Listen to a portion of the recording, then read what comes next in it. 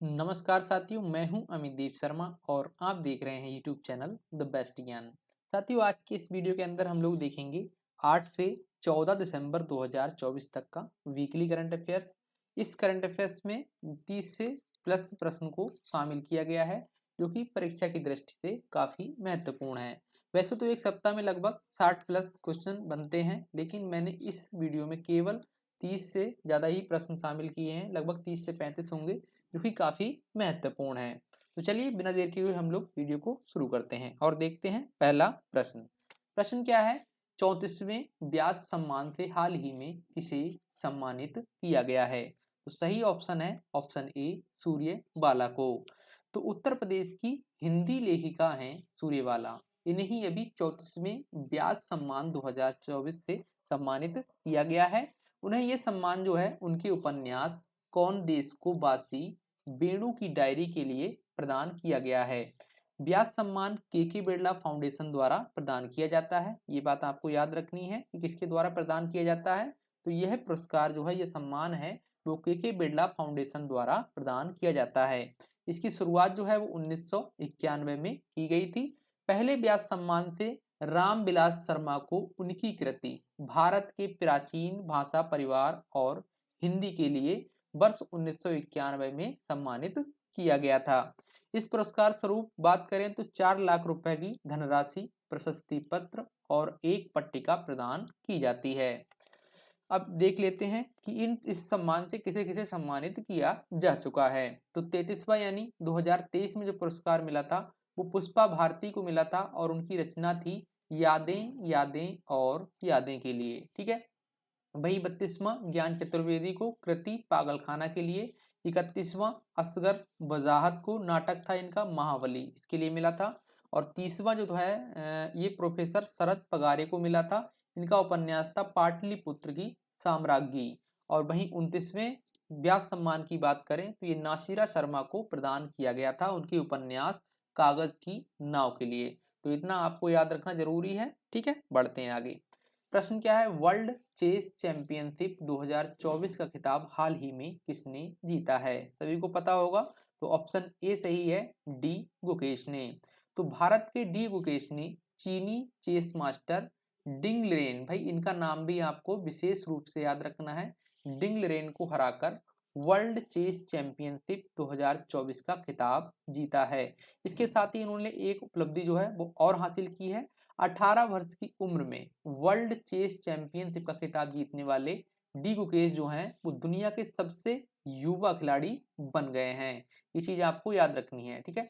तो इस चैंपियनशिप का जो आयोजन है, आपसे अगर पूछ ले कहां पर हुआ, तो भाई सिंगापुर में हुआ था 25 नवंबर से 12 दिसंबर 2024 के दौरान। ठीक है। तो डी गुकेश जो है वो भारत के 59वें नंबर के ग्रैंड मास्टर हैं। ये भी आपको याद रखना है, पूछा जा सकता है। बात करें डी गुकेश की तो ये तमिलनाडु के चेन्नई के रहने वाले हैं और उनका पूरा नाम जो है वो डोम्मा राजू गुकेश है। तो ये हो गई भाई डी गुकेश की बात। बढ़ते हैं आगे। प्रश्न है, टाइम पत्रिका द्वारा पर्सन ऑफ द ईयर 2024 के रूप में हाल ही में किसे नामित किया गया है? तो ऑप्शन सी सही होगा, डोनाल्ड ट्रंप। तो अमेरिका के नवनिर्वाचित राष्ट्रपति हैं डोनाल्ड ट्रंप। इन्हीं को अभी टाइम पत्रिका द्वारा वर्ष 2024 के लिए time person of the year के रूप में चुना गया है। इससे पहले जब डोनाल्ड ट्रंप पहली बार राष्ट्रपति बने थे वर्ष 2016 में, तब भी उन्हें टाइम पत्रिका ने पर्सन ऑफ द ईयर चुना था। तो वर्ष 2023 की अगर आपसे पूछ ले, यानी पिछले साल का, तो अमेरिकी गायिका है टेलर स्विफ्ट। इन्हीं को पर्सन ऑफ द ईयर के रूप में चुना गया था। ठीक है। बढ़ते हैं अगले प्रश्न की ओर। प्रश्न से पहले साथियों आपको ये लिए एक सूचना है। तो हमारे द्वारा करंट अफेयर मेंबरशिप प्रोग्राम चलाया जा रहा है, जिसमें आपको डेली करंट अफेयर व्याख्या सहित मिलेगी और वन लाइनर फॉर्मेट में भी होगा। और साथ ही इसका जो टेस्ट है वो भी आपको ऐप पर मिलेगा। ठीक है। इसके साथ ही साप्ताहिक करंट अफेयर, मासिक करंट अफेयर और परीक्षा आधारित 100 प्रश्नों का टेस्ट जो है वो ऑनलाइन माध्यम से कराया जाएगा और पीडीएफ में भी ये टेस्ट इंक्लूड होगा। ठीक है, 100 क्वेश्चन का। इसके अलावा ऑनलाइन क्विज की बात करें तो डेली, वीकली, मंथली ये क्विज जो है वो आपको कराए जाएंगे। किसमें? करंट अफेयर मेंबरशिप प्रोग्राम में। तो अधिक जानकारी के लिए ऐप का लिंक जो है वो मैंने डिस्क्रिप्शन में दे दिया है। वहां से आप ऐप डाउनलोड कर लीजिए और मेंबरशिप को ले लीजिए। वैलिडिटी इसकी होगी 1 साल यानी 365 दिन। ठीक है, तो ये जानकारी थी बहुत ही महत्वपूर्ण, इसे आप यूज कर सकते हैं। ठीक है, बढ़ते हैं आगे। प्रश्न क्या है, गीता जयंती समारोह 2024 में 5000 आचार्यों ने एक साथ भगवत गीता के कर्म योग का पाठ कर गिनीज वर्ल्ड रिकॉर्ड बनाया है। इस समारोह का जो आयोजन है वो कहाँ पर हुआ था? तो ऑप्शन डी सही होगा भाई, इसका आयोजन जो है वो मध्य प्रदेश में हुआ था। तो मध्य प्रदेश के भोपाल में गीता जयंती 2024 के अवसर पर 5000 से अधिक आचार्यों ने एक साथ भगवत गीता के कर्म योग का पाठ किया। किसका भाई? कर्म योग का पाठ किया और गिनीज वर्ल्ड रिकॉर्ड बनाया। इसके अलावा कुरुक्षेत्र में 1.5 करोड़ लोगों ने वर्चुअल प्लेटफॉर्म के माध्यम से भाग लेकर रिकॉर्ड बनाया। अब कुरुक्षेत्र में भाई क्या हुआ था? तो कुरुक्षेत्र में 18,000 बच्चों ने गीता के श्लोकों का पाठ किया था, जिसके दर्शक बने थे 1.5 करोड़ लोग, जिन्होंने देखा था वर्चुअली माध्यम से, मतलब किसी न किसी प्लेटफॉर्म जैसे फेसबुक हो गया या यूट्यूब हो गया, इन सब से। ठीक है, तो इस समारोह का जो आयोजन है वो गीता जयंती 2024 के अवसर पर 11 दिसंबर 2024 को हुआ था। ठीक है, बात कर लेते हैं मध्य प्रदेश की। राजधानी कहाँ पर है भाई? भोपाल में। और राज्यपाल है मंगू भाई छगन भाई पटेल और मुख्यमंत्री हैं मोहन यादव। बढ़ते हैं आगे। प्रश्न है, यूएनईपी के champion of the earth award से हाल ही में किस भारतीय को सम्मानित किया गया है? ऑप्शन ए सही होगा, माधव गॉडगिल। तो भारत के पारिस्थितिकीविद माधव गॉडगिल को यूएनईपी के सर्वोच्च सम्मान champions of the earth award में लाइफ टाइम अचीवमेंट अवार्ड से सम्मानित किया गया है। तो इस पुरस्कार को संयुक्त राष्ट्र का जो है वो सर्वोच्च पर्यावरण पुरस्कार माना जाता है। ये बात आपको याद रखनी है। और बात करें इनके साथ ही अन्य 5 व्यक्तियों को भी इससे सम्मानित किया गया है। तो देख लेते हैं कौन कौन है। तो विजेता और राष्ट्रीयताएं और श्रेणी, यानी 3 कैटेगरी आपको दी गई हैं। पहले नंबर पर विजेता, उसके बाद राष्ट्रीयता यानी कहाँ के हैं, और श्रेणी किस श्रेणी में। यह पुरस्कार जो है वो 4 श्रेणी में प्रदान किया जाता है, देख लेते हैं। तो भारत के हैं माधव गॉडगिल। ठीक है, इन्हें अभी लाइफ टाइम अचीवमेंट अवार्ड से सम्मानित किया गया है। और सोनिया गुजाजारा, ये ब्राजील की हैं, इन्हें नीति नेतृत्व के श्रेणी में सम्मानित किया गया है। ल्यू कुई, ये चीन के हैं, इन्हें विज्ञान और नवाचार की श्रेणी में सम्मानित किया गया है। मिस्र का सेकेम एक संगठन है, ठीक है, इसे उद्यमशीलता दृष्टि इस श्रेणी में सम्मानित किया गया है। एमी बोवर्थ कोर्डालिस, यानी ये अमेरिका के हैं, तो इन्हें प्रेरणा और कार्य की श्रेणी में सम्मानित किया गया है। और ग्रेवियल पॉन, जो कि रोमानिया के हैं, इन्हें प्रेरणा और कार्य की श्रेणी में सम्मानित किया गया है। तो आपको विशेष रूप से याद रखना है माधव गॉडगिल को, इन्हें लाइफ टाइम अचीवमेंट श्रेणी में सम्मानित किया गया है। बढ़ते हैं आगे। तो भाई champions of the earth award है, इसके बारे में थोड़ा जान लेते हैं। तो संयुक्त राष्ट्र पर्यावरण कार्यक्रम, जिसे शॉर्ट में हम लोग बोलते हैं यूएनईपी, द्वारा इस पुरस्कार की शुरुआत वर्ष 2005 में की गई थी। कब की गई? 2005 में। यह पुरस्कार किसी व्यक्ति या संगठन को जलवायु परिवर्तन, जैव विविधता और प्रकृति की हानि, प्रदूषण और अपशिष्ट की चुनौतियों के लिए अभिनव और टिकाऊ समाधान खोजने के लिए प्रदान किया जाता है। बात कर लेते हैं यूएनईपी की, यानी संयुक्त राष्ट्र पर्यावरण कार्यक्रम। इसकी स्थापना होती है 5 जून 1972 को, मुख्यालय नैरोबी केन्या में है। और इसके अध्यक्ष हैं इंगर एंडरसन, जो कि कहाँ के हैं भाई? डेनमार्क के। सदस्य देशों की बात करें तो कुल 193 सदस्य देश हैं। बढ़ते हैं आगे। प्रश्न क्या है भाई? जेसी डेनियल पुरस्कार 2023 से हाल ही में किसे सम्मानित किया गया है? ऑप्शन ए सही होगा, साजी एन करुण को। तो मलयालम फिल्म निर्माता हैं साजी एन करुण, इन्हीं को अभी मलयालम सिनेमा में इनके योगदान के लिए जेसी डेनियल पुरस्कार 2023 से सम्मानित किया गया है। यह मलयालम सिनेमा का जो है वो सर्वोच्च पुरस्कार माना जाता है। इसे केरल सरकार द्वारा प्रदान किया जाता है। पुरस्कार स्वरूप 5 लाख रुपए की धनराशि, प्रशस्ति पत्र और एक प्रतिमा प्रदान की जाती है। पढ़ते आगे। प्रश्न है, भारतीय रिजर्व बैंक के नए गवर्नर के रूप में हाल ही में किसे नियुक्त किया गया है? बहुत ही महत्वपूर्ण प्रश्न है, तो साथियों याद रखिएगा। ऑप्शन ए सही होगा, संजय मल्होत्रा को। तो राजस्व सचिव जो हैं वो हैं संजय मल्होत्रा। इन्हीं को अभी भारतीय रिजर्व बैंक यानी आरबीआई के 26वें नंबर के, भाई ये पूछ लिया जाता है, 26वें नंबर के गवर्नर के रूप में नियुक्त किया गया है। वह शक्तिकांत दास का स्थान लेंगे। जो 10 दिसंबर 2024 को सेवानिवृत्त हो गए हैं। तो शक्तिकांत दास जो हैं उनका आपसे पूछ लिया जाए कि कब से भाई थे ये गवर्नर, तो ये थे 12 दिसंबर 2018 थे। कब तक रहे, तो ये 10 दिसंबर 2018 तक। ठीक है, तो भारतीय रिजर्व बैंक है, इसकी स्थापना होती है 1 अप्रैल 1935 को, मुख्यालय मुंबई में है। बढ़ते हैं आगे। प्रश्न क्या है, ऊर्जा वीर योजना का शुभारंभ हाल ही में कहाँ किया गया? ऑप्शन बी सही होगा, आंध्र प्रदेश में। तो केंद्रीय ऊर्जा और आवास एवं शहरी मामलों के मंत्री जो हैं मनोहर लाल जी, इन्हीं के द्वारा आंध्र प्रदेश के मुख्यमंत्री चंद्रबाबू नायडू के साथ 7 दिसंबर को, कब भाई, 7 दिसंबर 2024 को विजयवाड़ा में ऊर्जा वीर योजना का शुभारंभ किया गया। इस योजना का उद्देश्य है ऊर्जा दक्षता और नवीकरणीय पहल को बढ़ावा देना। बढ़ते हैं आगे। प्रश्न, सेबी ने रिलायंस सिक्योरिटी लिमिटेड यानी आरएसएल पर नियमों के उल्लंघन के चलते कितने रुपए का जुर्माना लगाया है? ऑप्शन डी सही होगा, 9 लाख रुपए का। तो भारतीय प्रतिभूति और विनिमय बोर्ड, इसे हम लोग शॉर्ट में बोल देते हैं भाई सेबी, द्वारा रिलायंस सिक्योरिटी लिमिटेड यानी आरएसएल पर स्टॉक ब्रोकर नियमों और बाजार विनियमों के उल्लंघन के लिए 9 लाख रुपए का जुर्माना लगाया गया है। बात कर लेते हैं भाई सेबी की, तो इंग्लिश में फुल फॉर्म है securities and exchange board of India. इसकी स्थापना होती है 12 अप्रैल 1988 को, मुख्यालय मुंबई में है और अध्यक्ष वर्तमान में पूछ ले आपसे तो माधवीपुरी बुच हैं। ठीक है, बढ़ते हैं आगे। प्रश्न क्या है, पुरुष अंडर 19 एशिया क्रिकेट कप 2024 का खिताब हाल ही में किसने जीता है? तो ऑप्शन सी सही होगा भाई, इस खिताब को बांग्लादेश ने जीता है।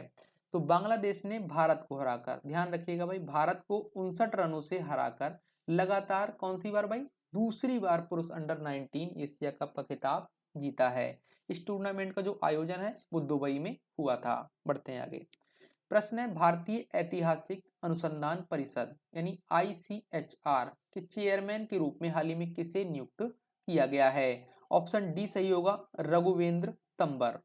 तो कुरुक्षेत्र विश्वविद्यालय के पूर्व रजिस्ट्रार व प्रोफेसर एमेरिटिस रघुवेंद्र तंबर को भारतीय ऐतिहासिक अनुसंधान परिषद यानी आईसीएचआर के चेयरमैन के रूप में नियुक्त किया गया है। बात कर लेते हैं आईसीएचआर की, तो इसकी स्थापना होती है 27 मार्च 1972 को, मुख्यालय नई दिल्ली में है। साथियों, सेशन आपको जरा सा भी अगर इम्पोर्टेंट लग रहा है तो आप प्लीज इसे लाइक कर दें, ठीक है, और अपने दोस्तों के साथ शेयर कर दें। और चैनल पर अगर नए हैं तो इसे क्या करना है, आपको सब्सक्राइब कर लेना है। ठीक है, बढ़ते हैं आगे।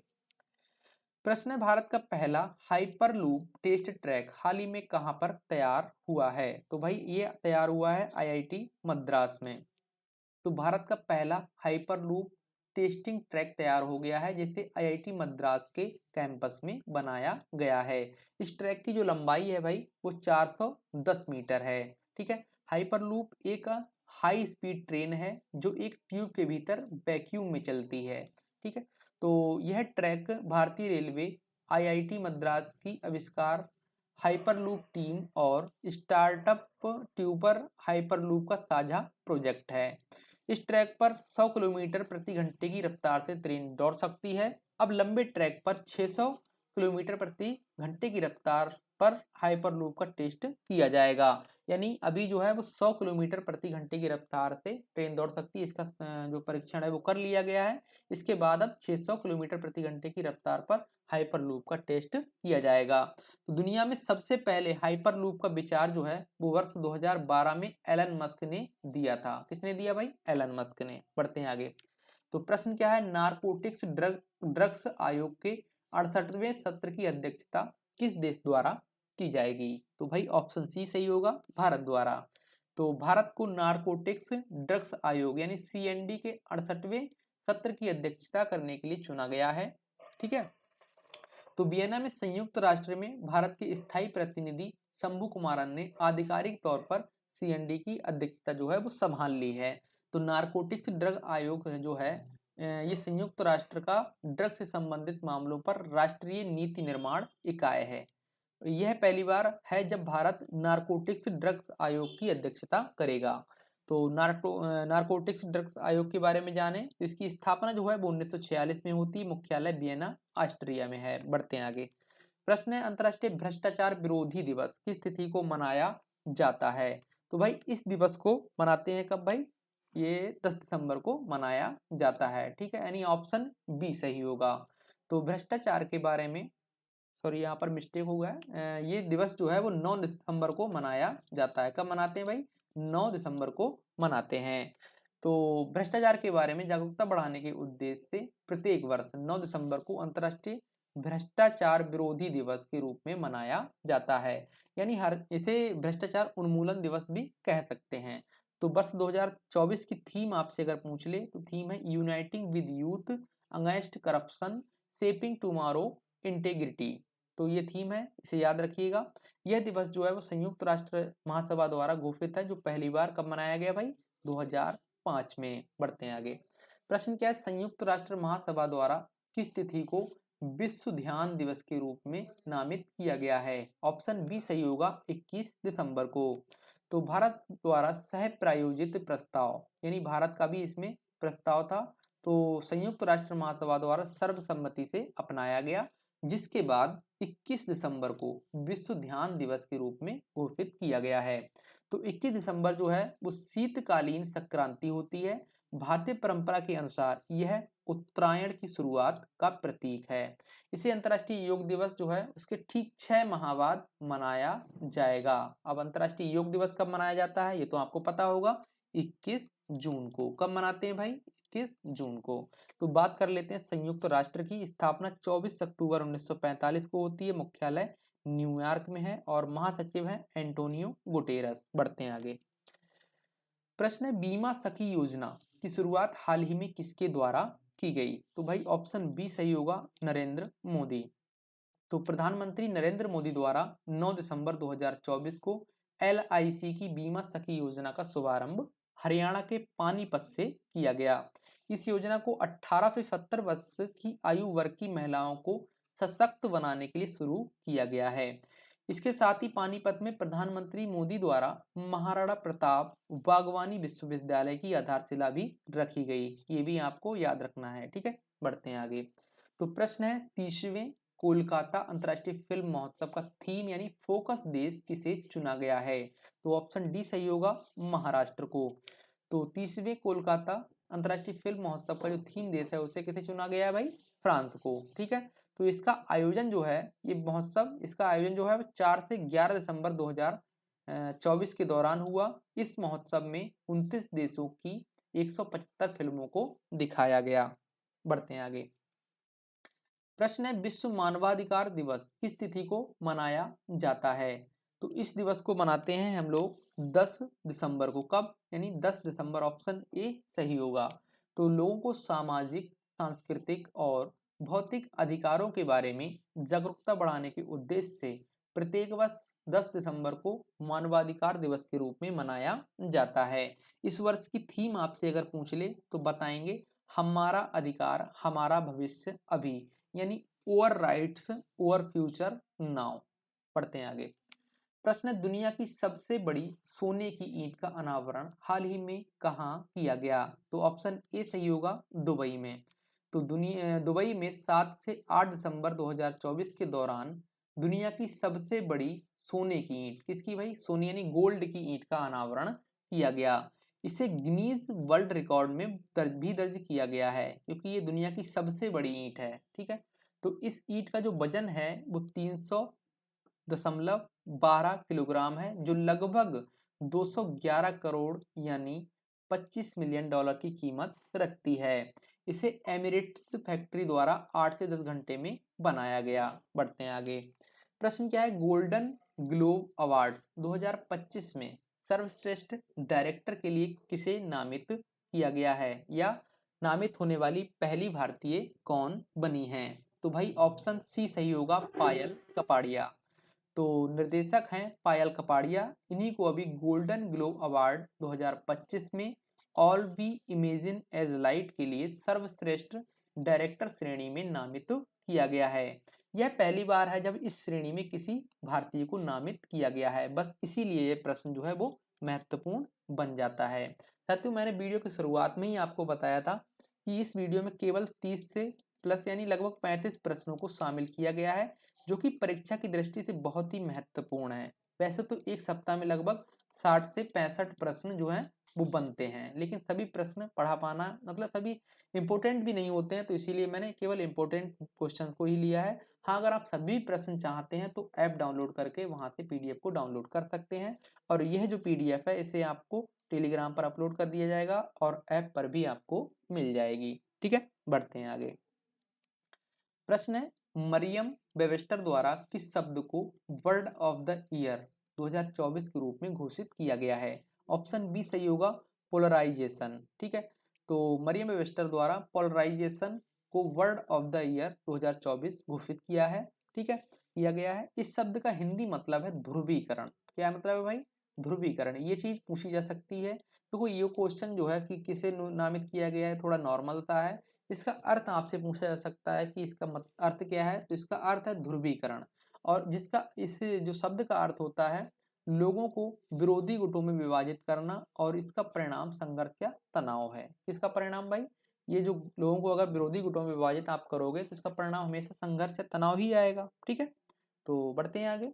प्रश्न है, भ्रूण के मस्तिष्क की 3D छवियां जारी करने वाला भारत का पहला शोध संस्थान हाल ही में कौन सा बन गया है? तो भाई ऑप्शन बी सही होगा, मद्रास। तो आईआईटी मद्रास द्वारा भ्रूण के मस्तिष्क की सबसे विस्तृत यानी बहुत बड़ी, ठीक है, 3D हाई रिजोल्यूशन वाली छवियां लॉन्च की गई हैं। इन्हें आईआईटी मद्रास के सुधा गोपाल कृष्णन ब्रेन सेंटर द्वारा विकसित किया गया है। तो ऐसी छवियां जारी करने वाला जो है वो आईआईटी मद्रास देश का पहला शोध संस्थान बन गया है। अगला प्रश्न है, किस राज्य के पूर्व मुख्यमंत्री एस एम कृष्णा का हाल ही में देहांत हो गया? तो भाई ये पूर्व मुख्यमंत्री थे कर्नाटक के। तो कर्नाटक राज्य के पूर्व मुख्यमंत्री एस एम कृष्णा का 92 वर्ष की उम्र में 10 दिसंबर को निधन हो गया या देहांत हो गया। वह 11 अक्टूबर 1999 से 20 मई 2004 तक कर्नाटक के सीएम यानी मुख्यमंत्री रहे, और 6 दिसंबर 2004 से 8 मार्च 2008 तक महाराष्ट्र के राज्यपाल के रूप में भी इन्होंने कार्य किया, और उन्होंने वर्ष 2009 से 12 तक विदेश मंत्री के रूप में भी कार्य किया, यानी कई पदों पर भी कार्यरत रहे। तो कृष्णा जो है यानी एस एम कृष्णा, ये 2017 में कांग्रेस पार्टी से इन्होंने इस्तीफा दे दिया और भाजपा से जुड़ गए थे। इसके बाद वर्ष 2023 में इन्हें पद्म विभूषण सम्मान से भी सम्मानित किया गया था। तो क्वेश्चन ये पूछा जा सकता है कि एस एम कृष्णा को किस वर्ष पद्म भूषण सम्मान से सम्मानित किया गया था? तो उम्मीद है अब आप लोग बता देंगे, कब भाई? 2023 में। ठीक है, बढ़ते हैं आगे।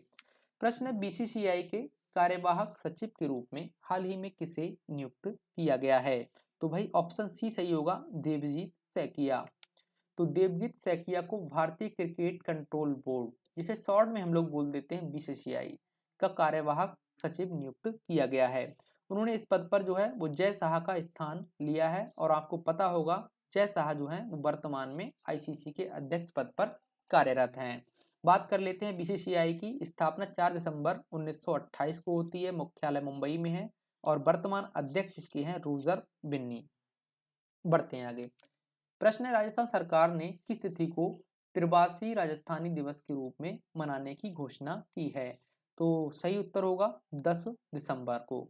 तो मुख्यमंत्री भजन लाल शर्मा द्वारा जयपुर में चल रहे राइजिंग राजस्थान इन्वेस्टमेंट समिट के दूसरे दिन प्रवासी राजस्थानी कॉन्क्लेव में घोषणा की कि 10 दिसंबर को प्रत्येक वर्ष प्रवासी राजस्थानी दिवस के रूप में मनाया जाएगा। इसके साथ ही सरकार ने प्रवासी राजस्थानी सम्मान देने की भी घोषणा कर दी। ठीक है, तो दोनों चीजें आपको याद रखनी है कि प्रवासी राजस्थानी दिवस कब मनाया जाएगा भाई? तो ये मनाएंगे 10 दिसंबर को। ओके, बढ़ते हैं आगे। प्रश्न है, मोहम्मद अल बशीर किस देश के कार्यवाहक प्रधानमंत्री बने हैं? ऑप्शन डी सही होगा, सीरिया। तो सीरिया में तख्ता पलट के बाद राष्ट्रपति बशर अल असद ने इस्तीफा दे दिया, जिसके बाद विद्रोहियों के सहयोग से मोहम्मद अल बशीर को प्रधानमंत्री बनाया गया है, जो 1 मार्च 2025 तक अंतरिम सरकार के प्रमुख के रूप में कार्य करेंगे। तो अभी कुछ दिन पहले ही विद्रोहियों ने सीरिया की राजधानी दमिश्क पर कब्जा किया था। ठीक है, तो बात कर लेते हैं, सीरिया की राजधानी दमिश्क है और मुद्रा है सीरियन पाउंड। और अंतरिम प्रधानमंत्री कौन बने हैं भाई?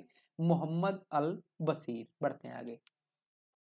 यूनिसेफ स्थापना दिवस किस तिथि को मनाया जाता है? तो इस दिवस को मनाते हैं भाई 11 दिसंबर को। तो बच्चों के जीवन को बचाने और उनकी इच्छाओं को पूरा करने में उनकी मदद करने के बारे में जागरूकता बढ़ाने के उद्देश्य से प्रत्येक वर्ष 11 दिसंबर को यूनिसेफ दिवस के रूप में मनाया जाता है। 11 दिसंबर 1946 क्यों भाई इंपॉर्टेंट है?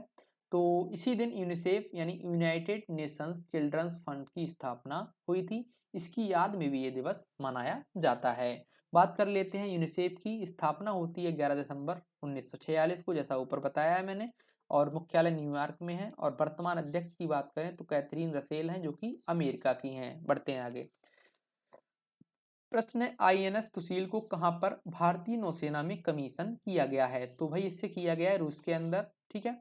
तो रक्षा मंत्री राजनाथ सिंह द्वारा 9 दिसंबर 2024 को रूस के कालिनिनग्राद में स्थित यतर शिपयार्ड में आईएनएस सुशील को भारतीय नौसेना में शामिल किया गया। यह युद्धपोत एक advance stealth class missile frigate है।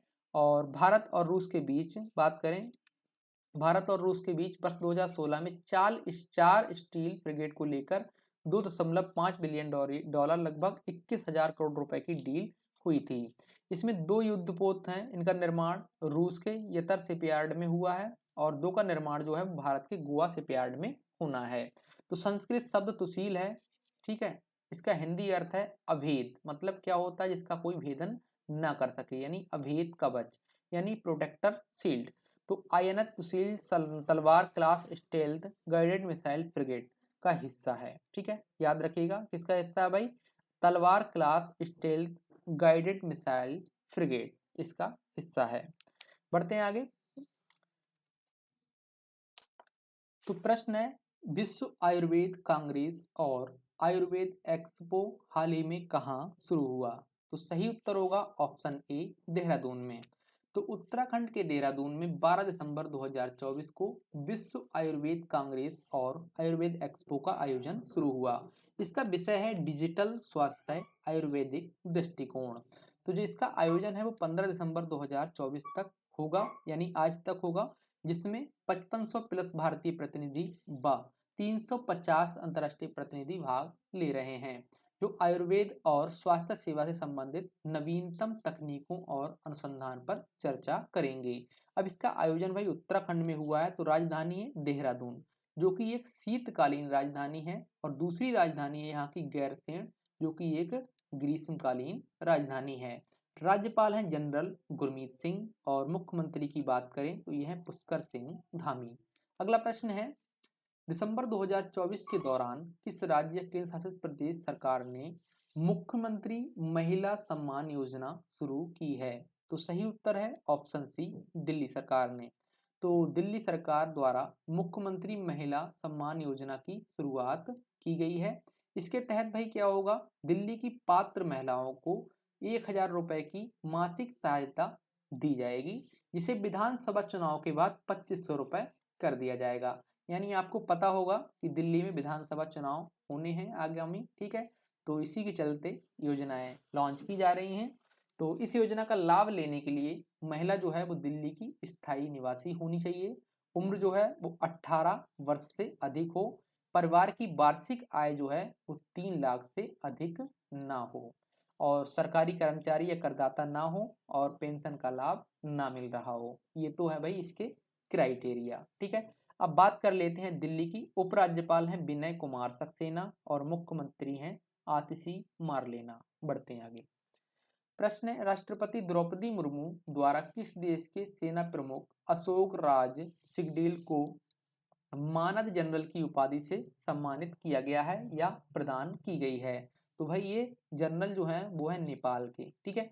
तो नेपाल के सेना प्रमुख हैं अशोक राज सिंहडेल। इन्हीं को अभी मानद जनरल की उपाधि से सम्मानित किया गया है, या मानद जनरल की उपाधि प्रदान की गई है। किसके द्वारा? राष्ट्रपति द्रौपदी मुर्मू जी द्वारा। तो उन्हें जो यह उपाधि है वो उनके सैन्य कौशल और भारत के साथ नेपाल के लंबे और मैत्रीपूर्ण सहयोग को बढ़ावा देने में उनके योगदान के लिए प्रदान की गई है। नेपाली सेना प्रमुख जो हैं वो 11 से 14 दिसंबर 2024 तक भारत की यात्रा पर रहे। कब तक रहे भाई? 11 से 14 दिसंबर तक। ठीक है, तो बात कर लेते हैं नेपाल की। कहाँ पर है राजधानी भाई यहाँ की? काठमांडू में। राष्ट्रपति हैं रामचंद्र पौडोल और प्रधानमंत्री हैं केपी शर्मा ओली। मुद्रा की बात करें तो नेपाली रुपया है और यहाँ की संसद कभी कभी पूछ लेता है, तो इसका नाम है भाई राष्ट्रीय पंचायत। बढ़ते हैं आगे।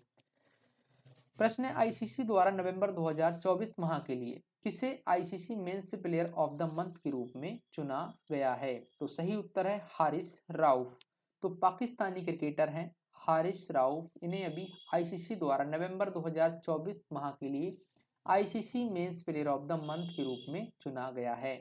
जैसा कि आप सभी को पता होगा, आईसीसी द्वारा इस पुरस्कार की घोषणा प्रत्येक माह की जाती है, जिसमें एक पुरुष और एक महिला को प्लेयर ऑफ द मंथ के रूप में चुना जाता है। तो वहीं अब बात करें हम लोग वुमेन्स की, तो इंग्लैंड की डैनी व्याट हाउस को ICC women's player of the month के रूप में चुना गया है। तो दोनों के नाम जो है वो आपको याद रखने हैं। ये नवंबर 2024 के लिए चुना गया है इन्हें। अब बात कर लेते हैं आईसीसी की। स्थापना कब होती है भाई? 15 जून 1909 को। मुख्यालय यूएई यानी संयुक्त अरब अमीरात में है और अध्यक्ष अभी लेटेस्ट में बने हैं कौन भाई? जय शाह, जो कि भारत के हैं। बढ़ते आगे। प्रधानमंत्री नरेंद्र मोदी द्वारा प्रयागराज महाकुंभ 2025 के दौरान आगंतुकों यानी आने वालों की मदद के लिए किस नाम से एक चैटबॉट लॉन्च किया गया है? तो सहायक नाम से, यानी ऑप्शन बी सही होगा। तो प्रधानमंत्री नरेंद्र मोदी द्वारा 13 दिसंबर 2024 को प्रयागराज का दौरा किया गया। इसी दौरान महाकुंभ 2025 के दौरान आने वाले आगंतुकों की मदद के लिए सहायक नामक एक चैटबॉट लॉन्च किया गया। इसके साथ ही प्रयागराज में बुनियादी ढांचे को मजबूत करने के लिए 7,000 करोड़ रुपए की परियोजनाओं का उद्घाटन भी किया गया। अब बात कर लेते हैं महाकुंभ कब से कब तक होने वाला है। तो प्रयागराज में यह महाकुंभ जो है वो 13 जनवरी 2025 से 26 फरवरी 2025 के दौरान आयोजित होगा। ठीक है, बढ़ते हैं आगे। प्रश्न है 400 बिलियन डॉलर से अधिक संपत्ति वाले दुनिया के पहले व्यक्ति हाल ही में कौन बने हैं? काफी महत्वपूर्ण प्रश्न है। तो ये बने हैं भाई एलन मस्क, जो कि टेस्ला कंपनी के मालिक हैं। एलन मस्क ये अभी 400 बिलियन डॉलर के से अधिक की संपत्ति वाले दुनिया के पहले व्यक्ति बन गए हैं। तो साथियों इसके आगे क्वेश्चन है 9वीं भारत थाईलैंड रक्षा वार्ता का आयोजन हाल ही में कहाँ पर हुआ? तो इसका आयोजन हुआ है नई दिल्ली में। तो नई दिल्ली में 12 दिसंबर 2024 के दौरान 9वीं भारत थाईलैंड रक्षा वार्ता का आयोजन हुआ। बैठक की जो सह अध्यक्षता है वो संयुक्त सचिव भारत के हैं अमिताभ प्रसाद और थाईलैंड के रक्षा उप स्थायी सचिव हैं जनरल थारायुंग मलकाम द्वारा की गई। थाईलैंड के बारे में जाने तो राजधानी बैंकॉक है, मुद्रा थाई बात है और प्रधानमंत्री हैं पैतोंग तार्न सिनावात्रा। तो साथियों ये थी वीकली करंट अफेयर्स नवंबर माह के दूसरे सप्ताह की, जिसमें हमने 8 दिसंबर से 14 दिसंबर तक के प्रश्नों को कवर किया। ठीक है, इसका जो फुल पीडीएफ है वो आपको ऐप पर मेंबरशिप में मिल जाएगा और ये जो क्लास का पीडीएफ है ये आपको आज शाम तक टेलीग्राम चैनल पर उपलब्ध हो जाएगा। तो ऐप का जो लिंक है साथियों वो मैंने ऐप का लिंक है डिस्क्रिप्शन में दे दिया है और इसके अलावा टेलीग्राम का भी जो लिंक है वो भी डिस्क्रिप्शन में मौजूद है।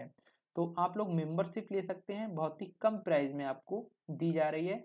यहाँ पर आपको मिलता है डेली करंट अफेयर, ठीक है, कौन सा? डेली सीए, जो कि डिटेल्स में भी होता है और वन लाइनर में भी होता है और इसका टेस्ट भी जो है वो रोज होता है। तो कितना फायदा आपको होगा इसमें, दोनों मतलब 3 तरह का आपको पीडीएफ मिलेगा और टेस्ट भी आपको मिलेगा यहाँ पर।